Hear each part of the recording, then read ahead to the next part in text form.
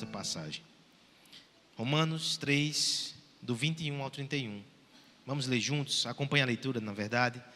Tá certo? Eu irei ler e você me acompanha. Mas agora, sem lei, se manifestou a justiça de Deus, testemunhada pela lei e pelos profetas. Justiça de Deus mediante a fé em Jesus Cristo, para todos e sobre todos, os que creem, porque não há distinção, pois todos pecaram e carecem da glória de Deus, sendo justificados gratuitamente por sua graça, mediante a redenção que há em Cristo Jesus, a quem Deus propôs no seu sangue como propiciação, mediante a fé, para manifestar a sua justiça, por ter Deus, na sua tolerância, deixado impunes os pecados anteriormente cometidos, tendo em vista a manifestação da sua justiça no tempo presente, para Ele mesmo ser justo e o justificador daquele que tem fé em Jesus. Onde, pois, a jactância? Foi de todo excluída. Das obras? Não, pelo contrário, pela lei da fé. Concluímos, pois, que o homem é justificado pela fé, independentemente das obras da lei. É porventura Deus somente dos judeus? Não é também dos gentios? Sim, também dos gentios, visto que Deus é um só, o qual justificará por fé o circunciso, mediante a fé, o incircunciso. Anulamos, pois, a lei pela fé? Não, de maneira alguma. Antes, confirmamos a lei. Vamos orar, vamos pedir para que Deus nos abençoe, nos instrua e nos fortaleça nessa noite. Pai querido, eu te louvo, eu te agradeço pela oportunidade que temos como igreja de estarmos diante da Tua palavra, Senhor. Um texto tão forte, Senhor. Somente a leitura já comunica verdades aqui, fortíssimas ao coração. Eu suplico por Tua graça, Senhor. Ajuda-me e ajuda os meus irmãos a compreender a verdade aqui tão forte, tão profunda, o Evangelho da salvação. Que nessa noite a Tua voz, mais uma vez, seja ouvida para o bem do Teu povo, para a glória do Teu nome. É isso que eu te peço, em nome de Jesus. Amém. Crianças, eu começo com vocês, tá certo? Imagine que a gente está começando a religião cristã hoje, aqui e agora, heresia. Mas só imagine. Imagine que a gente vai começar essa história de ser igreja, a gente vai definir muita coisa. Os símbolos que a gente vai usar, por exemplo, é uma delas. Talvez a cor verde, presbiteriano. Alguém escolheu isso um dia, né? E a gente sai, né? Não sei de onde veio isso. Como é que a gente vai se reunir, a disposição das cadeiras, o qual vai ser o ambiente, a gente vai escolher tudo isso. Mas uma questão muito importante aí seria escolher um símbolo para a nossa fé. Por exemplo, quando a gente pensa em futebol, qual é o símbolo do futebol? Pode se arriscar aí. Essa é fácil. Uma bola, né? Qual seria então o símbolo do cristianismo? Imagine que a gente está nessa reunião aqui para definir o símbolo do cristianismo. Alguém poderia dizer, nós cremos no Deus que é forte. Coloca uma mão fechada assim, ó. Coloca um muque. Coloca uma espada, algo que remeta à força. Seria legal? Não? Seria? Alguém poderia dizer, rapaz, vamos fazer o seguinte, uma ideia de marketing aqui. Coloca um pão partido. Por quê? Porque Cristo não partiu pães e multiplicou? Olha só, o pessoal que quiser pão, o pessoal que quiser milagre, vai ver esse símbolo, vai dizer, eita, essa religião é boa. Ela provê pão, ela faz milagre, ela dá provisão. Estou só citando algumas coisas aqui. Eu quero que você perceba que existiam vários símbolos disponíveis ali. Mas a igreja, desde os seus primórdios, escolheu como símbolo algo que não era tão popular no seu tempo. Na verdade, era mais escandaloso do que é hoje. A cruz. Hoje a gente vê a cruz e acha ela inofensiva. Naquele tempo, não sei se eu vou assustar as crianças, mas imagine que você ia passando na rua, você vinha do mercado com a sua mãe, e de repente ela dizia, filho, fecha o olho e atravessa a rua. Tem alguém crucificado aqui. Era assim no Império Romano, né? De repente estava lá alguém crucificado, alguém morto. E se alguém estava naquela cruz, pouco precisava ser dito a respeito dela. Já era o suficiente para você saber, isso é um bandido. E olha que nem todo bandido vai para a cruz, não. Isso era o pior dos bandidos. A cruz era um instrumento de vergonha, dor, morte. Será que não tinha um marqueteiro na igreja primitiva, não? Por que a cruz? Porque a cruz é a nossa salvação. A cruz revela um amor de um Deus que assumiu a nossa condenação. Você nunca foi tão amado como você foi amado na cruz. A cruz revela a santidade de um Deus que não deixa o pecado passar impune. O seu filho pagou o preço do pecado para que tivéssemos salvação, ou seja, ele leva o pecado a sério, ele é santo. Quantas coisas a cruz não nos revela? Realmente é o símbolo por excelência da nossa fé. Mas a cruz também, ela fala sobre a justiça de Deus. Toda a liturgia do nosso culto falou sobre a justiça de Deus. E não pense que esse é um tema de menor importância. Justiça é coisa muito séria. E não pense somente no processo, não pense no advogado. Justiça é algo essencial para a gente. Nós não gostamos quando sofremos injustiça. Quando alguém faz algo de errado contra nós, nós queremos justiça. Nós tentamos ser justos. Quando a gente tenta descobrir as coisas certas a fazer, o que a gente está tentando, a gente quer ser uma pessoa justa, uma pessoa direita. Nós queremos justiça em outros, nós queremos justiça para nós cobramos justiça de várias formas, nós queremos um Deus justo. Mas como pode um Deus justo lidar com pecadores que são injustos? Salvar pecadores que são injustos? Esse é o dilema do Evangelho. E a resposta está na cruz. E é isso que veremos hoje. Paulo já antecipou a resposta na própria carta aos Romanos. Romanos 1, 16, 17. Eu acho que eu vou citar isso todos os domingos. Lá está a tese central de Romanos. O Evangelho é o poder de Deus para a salvação. Ele revela a justiça de Deus de fé em fé. A resposta está ali. Só que agora Paulo vai desdobrar isso. Ele já está fazendo algumas semanas. Depois desse anunciado geral que todos precisam do Evangelho, ele foi provar isso na prática. Gentios precisam do Evangelho. Pessoas que vivem aí fora. Moralistas precisam do Evangelho. Religiosos, judeus precisam do Evangelho. Todos precisam do Evangelho, a gente tem que ficar caladinho, a gente precisa do Evangelho. Foi inclusive o sermão da semana passada. Depois de amarrar isso, agora finalmente ele volta ao aspecto positivo. E se no verso 15, 16, 17, ele só explicou assim por cima, agora ele mergulha. Ele vai nos mostrar como o Evangelho responde a essas questões importantes que envolvem justiça. Nesse texto, irmãos, nós veremos 3 coisas, pelo menos, tá certo?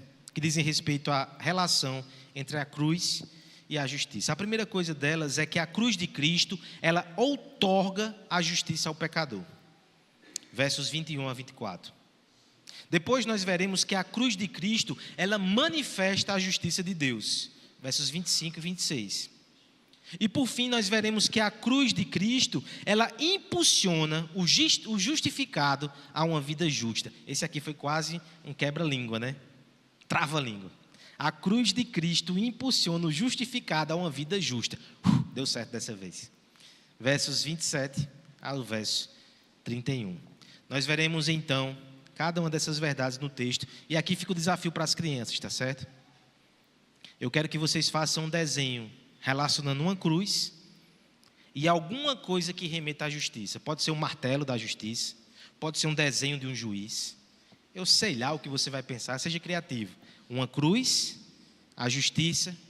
É isso que a gente vai ver hoje de noite e é isso que eu espero que papai e mamãe possam te explicar quando chegar em casa. Deixa eu te perguntar não. Mostra o desenho e diz, ei, me ajuda aqui a entender isso. Aí os pais estão aí com essa missão, tá certo? Vamos então ao nosso texto. Primeira coisa que nós veremos nessa relação, preste atenção para explicar ao seu filho em casa, é que a cruz de Cristo, ela outorga a justiça ao pecador. Outorga. Como é que eu vou explicar isso? Calma que o texto vai nos ajudar. verso 21 ao 24. Eu quero pedir a ajuda da igreja com a leitura nesse momento, tá certo?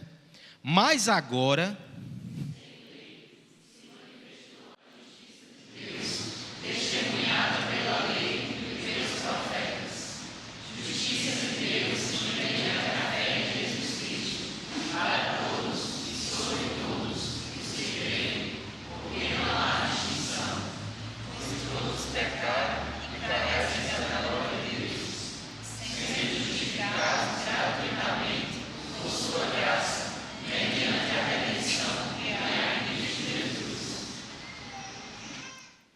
Na nossa liturgia, nós tentamos desenhar uma tensão. Eu espero que você tenha percebido ela. O presbítero André abriu o culto falando sobre um texto que declara como Deus é justo. Entre outros atributos, né? Fidelidade, bondade, mas ele é justo.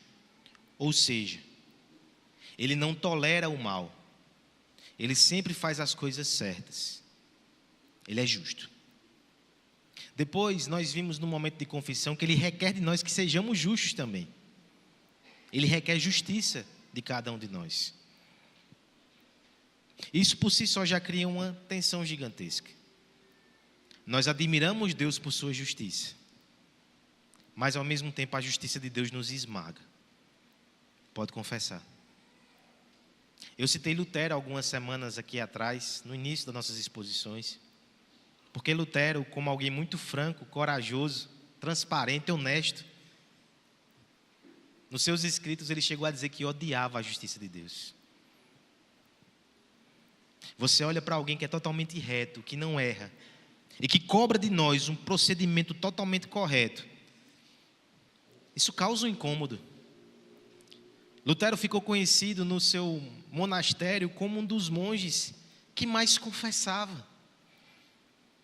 É dito, inclusive, que em uma dessas ocasiões o seu superior fez: tá bom, Lutero, não precisa voltar aqui hoje para confessar pecado, não. Eu vou perdoar, faça essas rezas aqui logo, vou antecipar, você está me aperreando demais. O senso da justiça de Deus e da nossa injustiça causa uma tensão, não somente na liturgia, mas no coração de todos. Olha como termina o verso que nós lemos semana passada. 19 e 20, só para a gente pegar um embalo aqui, tá certo? Ora, sabemos que tudo o que a lei diz aos que vivem na lei, o diz para que se cale toda a boca, e todo mundo seja culpável perante Deus. Visto que ninguém será justificado diante dele por obras da lei, em razão de que pela lei vem um pleno conhecimento do pecado. Nós terminamos com esse veredito muito forte. A nossa justiça é insuficiente. A nossa moeda é muito precária. Você vai passar a sua vida juntando toda no seu cofrinho. Aqui eu me lembro do Alto da Compadecida. Olha que referência, né? Nós temos ali aquele momento que Chicó e João Grilo, eles querem a porquinha que ficou de herança. As crianças lembram disso, já viram, querem a porquinha, eles vão ficar ricos. E de repente, quando eles quebram a porquinha ali no final do filme, aquela moeda está defasada, não vale nada. Aí tem a famosa máxima, né? Fico rico, fico pobre, fico rico, fico pobre. A nossa justiça são como moedas defasadas no reino do céu.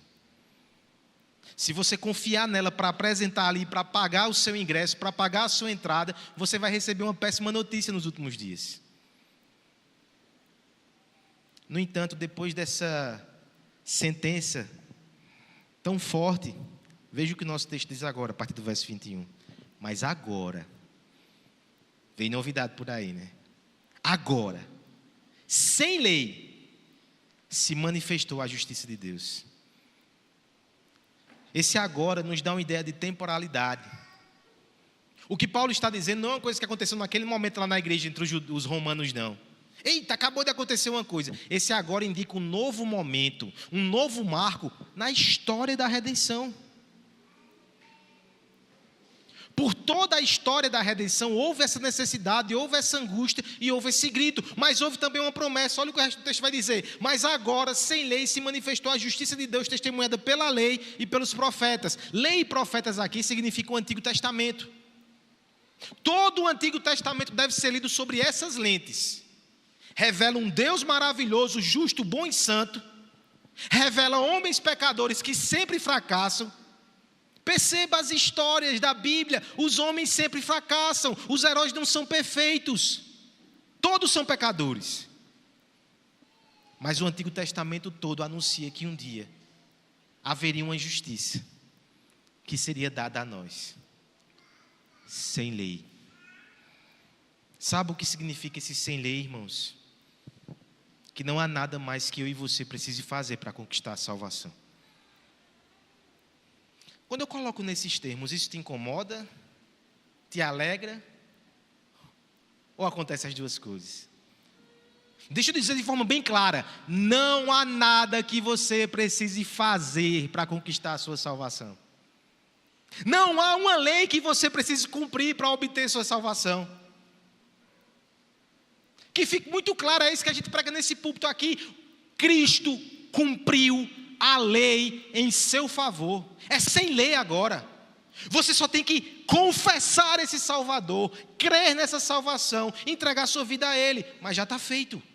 Esse é o Evangelho, a mensagem que foi pronunciada desde os tempos antigos e agora, para nós, é uma verdade acessível, perceptível, inclusive como chave de interpretação para o Antigo Testamento, tá certo? Nós podemos citar várias ocasiões aqui, mas voltando ao princípio, estudamos Gênesis há pouco, né? Quando é dito que um dia o descendente da mulher pisaria na cabeça da serpente, aquilo já prometia que um dia Cristo derrotaria o nosso inimigo e traria salvação para nós. Nós vimos aqui na Arca de Noé que era um tipo, uma prefiguração da salvação de Deus. A uma arca você só tem que entrar, você não deve nadar contra o mar bravio achando que a sua perícia, a sua habilidade vai te fazer não afogar. Você corre para a arca, você corre para Cristo. Gênesis 22, é requerido de Abraão que entregue o seu filho Isaque. Ele sobe com o menino, e o menino vai levando ali as suas madeiras enfaixadas, as ferramentas para o sacrifício. Em dado momento, Isaque olha para aquilo com alguma experiência e diz: pai, eu estou vendo tudo aqui. Cadê o sacrifício? Cadê o cordeiro? Abraão diz: Jeová Jirê, Deus proverá o cordeiro. Quando eles chegam lá naquele momento, que o menino é amarrado, que Abraão ergue o cutelo, uma voz do céu diz: Abraão, não faça isso. A voz de um animal é ouvida nos arbustos. Deus proveu o cordeiro. Mas um dia esse cordeiro seria o seu próprio filho, o filho que Abraão não deu. Deus deu para salvar Isaque, para salvar Abraão, para salvar cada um de nós. A história da Bíblia toda, eu citei só alguns exemplos. Mas pensemos numa última situação, a lei sacrificial. Um dos maiores erros de interpretação do Antigo Testamento, e teve judeu que agiu assim, por isso a gente age algumas vezes, é achar que quando chega lá no Monte Sinai, que Deus dá as leis ao seu povo, Deus está dizendo aqui: aqui estão os meus mandamentos, que comecem os jogos, quem os cumprir receberá a coroa da salvação. Vocês podem, eu acredito em vocês, quase um coach, vão lá e façam. Quem não conseguir, se prepare, que eu vou jogar raios, trovões e vou condená-los. Muita gente acha que a salvação no Antigo Testamento era assim. Mas eu lhe pergunto, se fosse assim, se a lei moral fosse suficiente para salvar alguém por seu desempenho, para que nós teríamos a lei sacrificial? A lei sacrificial, ela vinha com uma série de rituais para quem falha, para quem peca, para quem erra. Inclusive, uma vez no ano, nós temos o dia da propiciação. Levítico capítulo 16. O povo de Deus recebia o julgamento de Deus uma vez por ano. Em que sentido? Nós tínhamos um ritual muito elaborado. O sumo sacerdote, ele entrava no Santo dos Santos, a presença santíssima de Deus, e ali ele levava um bode para sacrificar, e eles ficavam do lado de fora esperando: será Deus propício a nós, ou a sua ira será derramada sobre nós? E aquele sacerdote, depois de oferecer o sacrifício, ele saía, ele encontrava o povo ali, fora do templo, e ele anunciava: Deus aceitou o sacrifício. Outro bode recebia a condenação, é chamado de o bode expiatório. Ele era levado para fora do arraial, para levar a condenação para fora. Mas o povo ficava naquela expectativa. Eu lhe digo, se o povo continuasse, ou se o povo conseguisse cumprir a lei, para que esse sacrifício? Para que essa encenação? É porque o povo nunca conseguiu, sempre foi por graça. Olha essa mensagem como fica mais clara a partir do verso 22. A justiça de Deus é mediante a fé em Jesus Cristo para todos os que creem, porque não há distinção. Todos pecaram e carecem da glória de Deus. Todos pecaram. O judeu, o gentio, o paraibano, eu, você, todos nós estamos em déficit. Todos nós estamos quebrados. A glória de Deus, ela refugia sobre os nossos dedos, ela escapa das nossas mãos. Nós não conseguimos a aprovação do céu. O sorriso de Deus está bloqueado para nós. Esse é o dilema, esse é o problema de toda a raça humana, que mendiga a aprovação, que rasteja por aceitação, que tenta fazer o seu nome grande para apaziguar o seu coração dolorido, que busca salvação em todas as religiões, que tenta por suas obras alcançar o céu. Estamos destituídos da glória de Deus enquanto humanidade. Mas se essa é a situação geral, também é uma situação de salvação proposta para todos que creem. Não há distinção. Qualquer um que crê em Jesus hoje pode receber a justiça de Deus. Quem é você, o pior dos pecadores? Você pode ter o maior dos salvadores. Quem é você, aquele que errou a vida toda? Você pode ter a salvação conquistada por aquele que acertou a vida toda. Quem é você, o mais esquecido, o mais rejeitado, o mais desprezado? Cristo foi esquecido, rejeitado e desprezado por você. Você pode sair daqui com essa salvação hoje. A salvação é para todo aquele que crê. Você não vai sair daqui com uma série de normas para cumprir, metas para atingir, um desafio sobre as suas costas e vai ficar sobre observação para ver se vai ser salvo. Esse não é o Evangelho. O Evangelho é creia e você vai ser salvo. Receba essa promessa, abraça essa promessa, entregue-se a esse Salvador maravilhoso e você vai ser salvo. Justiça de Deus, sem lei, mediante a fé em Jesus Cristo, verso 24, sendo justificados gratuitamente por sua graça, mediante a redenção que há em Jesus. Justificados gratuitamente por sua graça. É uma repetição, né? É Deus insistindo para que você entenda. Deixa eu falar aqui para os irmãos já convertidos. Você percebe como Paulo está sendo descritivo e enfático? Eu me lembro de Lutero mais uma vez. Parece que Romanos anda muito perto da bibliografia dele, né? A certa altura ele disse: eu lutei tanto pelo Evangelho, eu sofri tanto pelo Evangelho, eu fui expulso da igreja por causa do Evangelho, eu fui perseguido e pairou sobre minha cabeça uma sentença de morte por causa do Evangelho. Mas se eu me distraio um pouco, eu percebo que eu vou chegando para Deus tentando apresentar minhas obras como um meio de aceitação. Eu ainda tenho que ouvir o Evangelho todos os dias. Ouça nessa noite mais uma vez, meu querido e precioso irmão. Sua aceitação, sua salvação, o amor de Deus por você, a justiça que você tanto carece, que você não tem em si mesmo, Deus providenciou em Jesus Cristo. Olha que boa nova. Andávamos ansiosos, andávamos assustados, amedrontados e tentávamos juntar ali nossas pequenas justiças manchadas pelo pecado. E a gente ia apresentar aquilo para Deus esperando uma aprovação ilusória. Não ia ser suficiente nunca. Mas Deus trabalhou por eras, desde o princípio da história. Enquanto a gente estava ali remendando os nossos trapinhos, Ele estava costurando um plano lindo de salvação. o sangue do seu próprio Filho derramado para a nossa redenção. Esse é o nosso Deus. Você está aqui nessa noite justificado. Não é o fruto do trabalho das suas mãos. Não é porque você vai puxar o seu filme e você vai perceber as coisas que você fez. As coisas que eu fiz. Nessa transação eu entrei com o meu pecado e minha rebeldia. Com o meu fracasso, com a minha culpa. Só que Jesus pegou tudo isso, colocou na sua mochila. E me deu a sua virtude, a sua salvação, a sua aceitação. A justiça de Deus é outorgada a pecadores. Não rejeita esse escândalo. Ele é maravilhoso mesmo e ele assusta.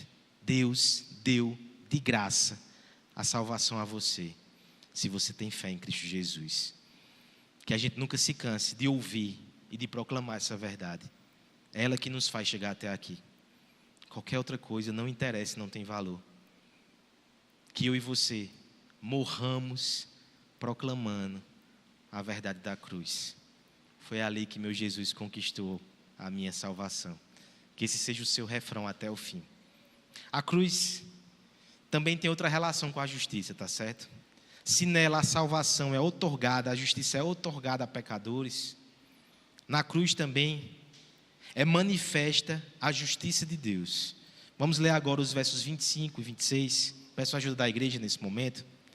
Há quem Deus propôs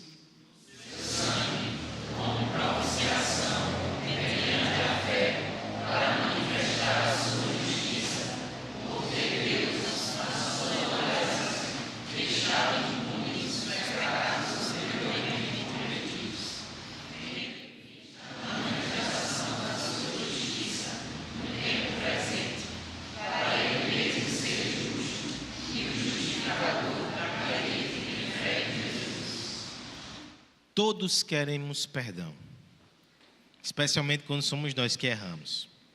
Quando erram contra nós é outra história, mas quando somos nós queremos perdão. Mas receber perdão à custa da justiça é um preço muito caro. E tem gente que acha que foi isso que Deus fez.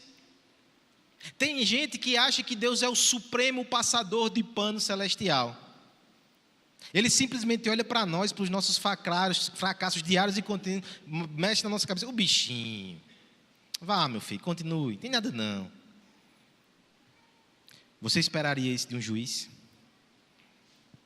Você esperaria chegar diante do tribunal e de repente pensar um juiz que o Ministério Público chega e faz várias acusações. Aí de repente ele olha, as provas estão ali, são cabais, aquela pessoa é um culpado. Furtou, roubou, traficou, qualquer coisa. E de repente o juiz olha para ele e diz: o bichinho, deixa ele ir. Será que isso é aceitável? Será que isso é bom? O perdão não pode ser feito à custa da justiça. Não pode. Se fosse assim, a ordem do universo seria destruída por dentro e o caráter de Deus seria posto em xeque. Quem é esse que consente com o mal? Ele é cúmplice das más obras. Deus não faz isso, tá certo? Mas deixa eu trazer um aspecto de escândalo para você nessa noite. Ele permitiu sofrer essas acusações por séculos. Você já parou para pensar nisso? Olha quando ele começou a fazer isso. No Éden. Pela justiça de Deus, Adão e Eva deveriam ser imediatamente destruídos. Eles tiveram a petulância de se rebelar contra aquele que é totalmente santo e que deu tudo a eles.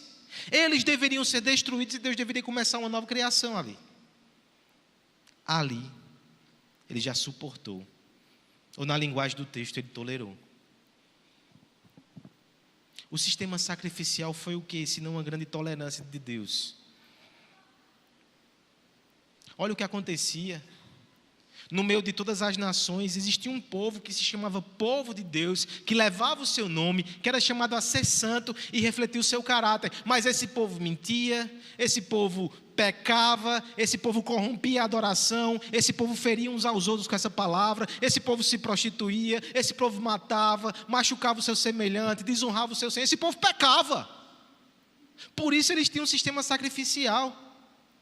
Mas será que sangue de bodes e carneiros é suficiente para apaziguar o pecado? A resposta sonora é não.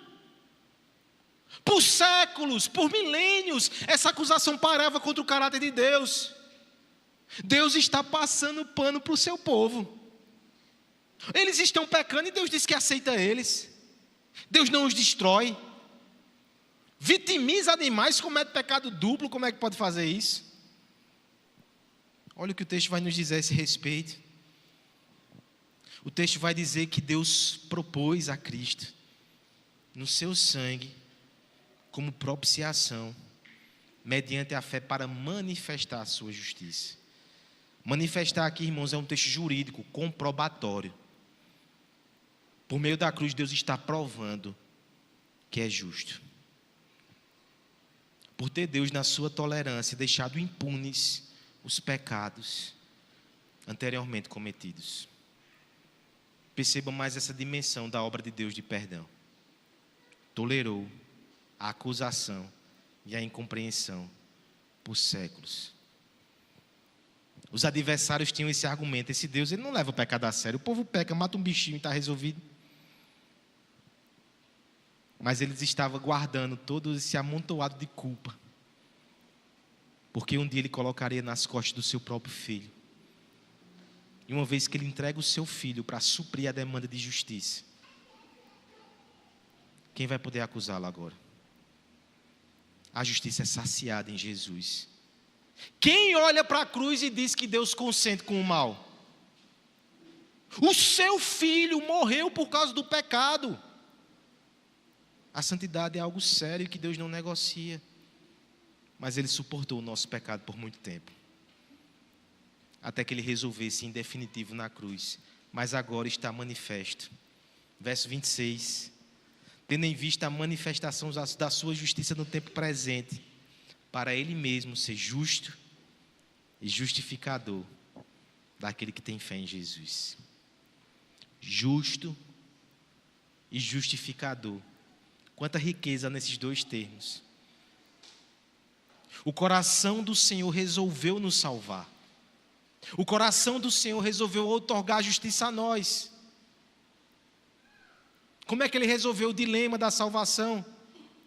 O preço da injustiça foi pago nele mesmo. Ele não ignorou a justiça, ele não subverteu a justiça, ele aplicou a justiça para nos dar salvação, mas aplicou em si. E acabou. A paz e a verdade se beijaram na cruz de Cristo. Quem olha para a cruz vai dizer: esse Deus é bom, ele salva pecadores. Mas vai dizer: esse Deus é santo, ele leva o pecado a sério. E vai dizer, acima de tudo, esse Deus é sábio. Esse é o plano das eras. Esse é o propósito da redenção. Essa é a salvação que vem do céu. Esse é o absurdo da cruz. Puxa o teu banquinho. Senta na frente da cruz. Ali é um oceano que jamais vai ser esgotado. O apóstolo Pedro vai dizer que os anjos, que são mais sábios do que nós, eles anelam para escrutar os mistérios do Evangelho. Imagine os anjos conversando sobre isso. Eles não conseguem na cabeça dele compreender como Deus fez tais coisas. E se eu e você, de alguma forma, acha que compreende, acontento isso de forma exaustiva, nós somos tolos.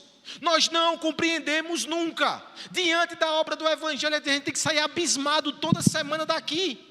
Você tem que sair para a sua casa pensando: meu Deus, como fizeste isso? Que plano perfeito, que plano glorioso, que plano custoso, que plano santificador, que plano justo, que plano gracioso. Louvado seja o Deus que nos salvou com tamanha sabedoria, com imensa glória, com indiscutível majestade, com misericórdia, que nos encanta e nos constrange. Por isso que essa cruz, ela representa tanto para nós. Nela, a justiça de Deus é outorgada a pecadores. Nela, é manifesta e vindicada a justiça de Deus. E por fim, daqui sairão as aplicações finais. A justiça, a cruz de Cristo, ela também impulsiona o justificado a uma vida justa. Versos 27 a 31, eu peço a ajuda da igreja uma última vez. Nós caminharemos para o final do nosso sermão. Onde, pois, a jactância?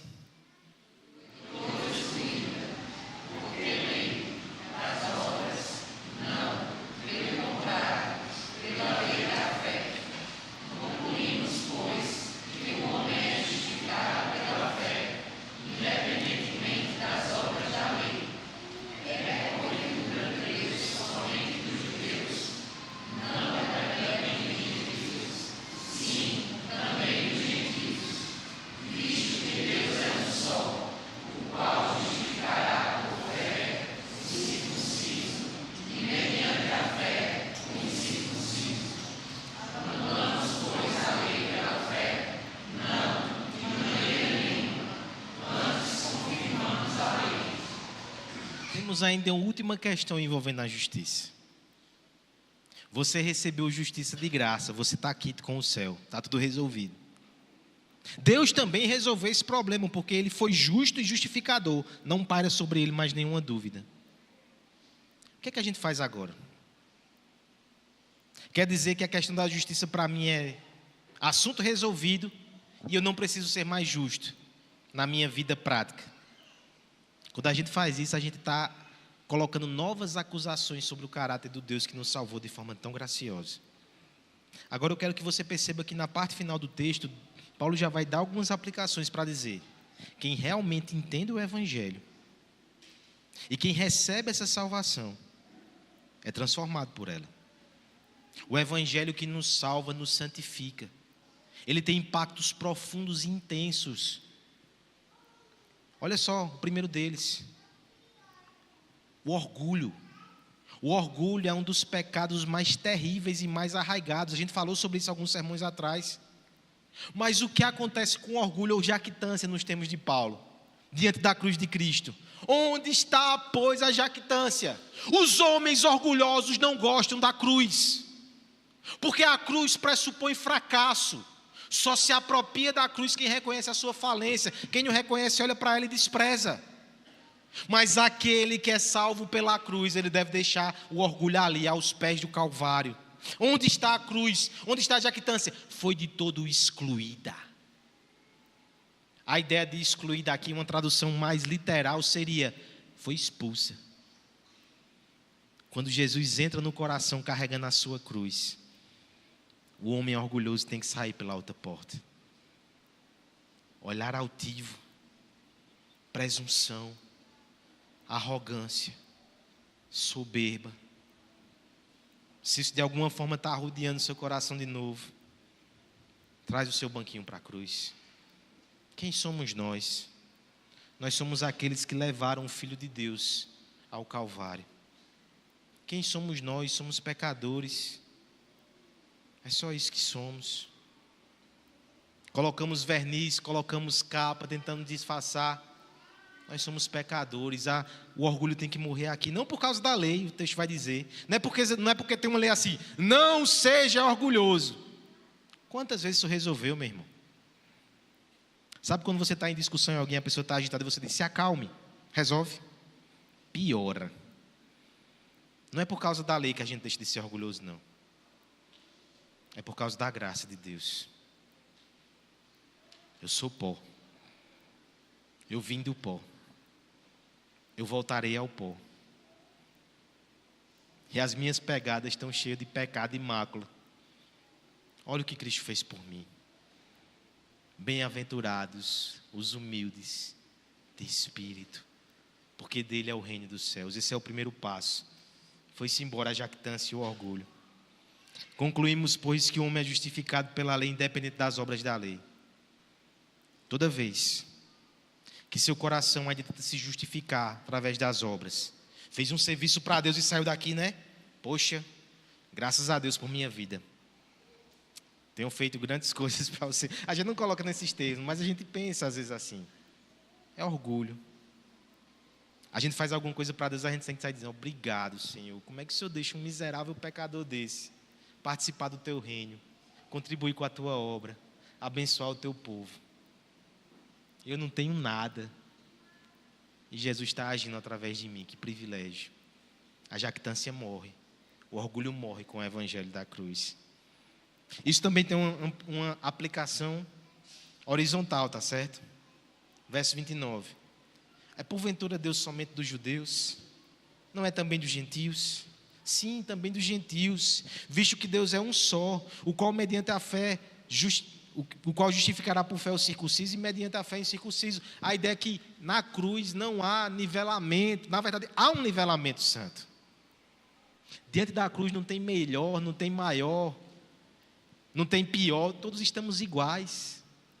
Jesus não morreu mais por seu irmão do que por você, não. Jesus morreu um pouquinho por mim, pelo meu irmão, vixe. Jesus teve que morrer muito por ele, viu?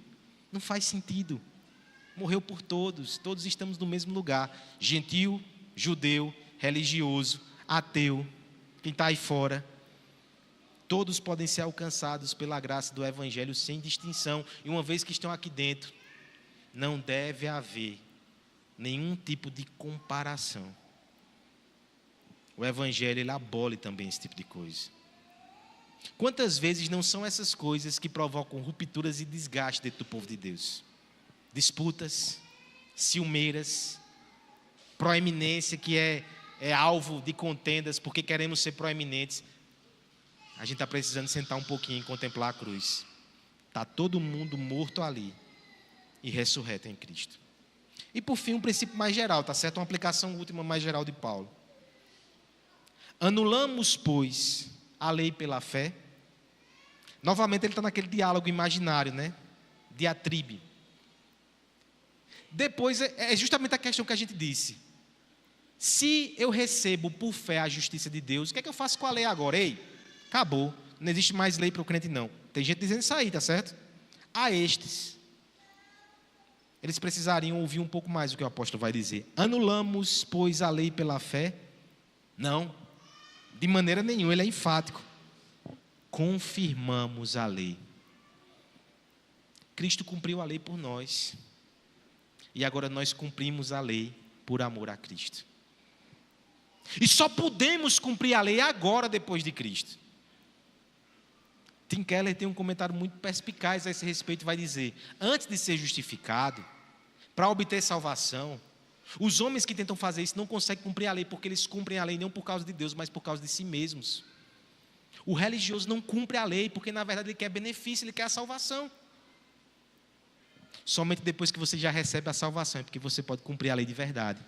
Eu faço não para ganhar nada. Eu faço porque Cristo já ganhou por mim. Eu amo. Eu quero parecer com Ele.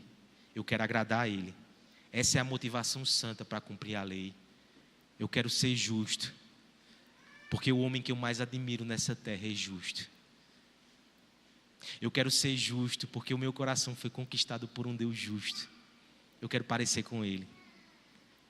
Eu quero ser justo, porque eu quero alegrar aquele que sofreu por mim. É assim que a gente cumpre a lei. Calvino certa vez disse que a verdadeira piedade é um desejo tão profundo de agradar a Deus, que a gente o obedeceria e o temeria, mesmo que não houvesse céu, ou não houvesse inferno. Você não faz porque você quer ganhar o céu. Você não faz porque você tem medo do inferno. Você faz porque você está completamente rendido a Jesus. Ele é o seu Salvador. Ele é a sua justiça. Ele é a sua santificação.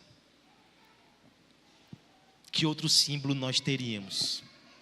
Que outro símbolo seria melhor? Aos pés da cruz. É ali que devemos ficar até o dia que o Cristo da cruz vai voltar. E vai nos levar, quando a sua obra for completa e perfeita em nós. Até lá, é na cruz que nós ficaremos. Dela vem justiça. E a partir dela, nós também queremos manifestar a justiça de Deus que está trabalhando no nosso coração.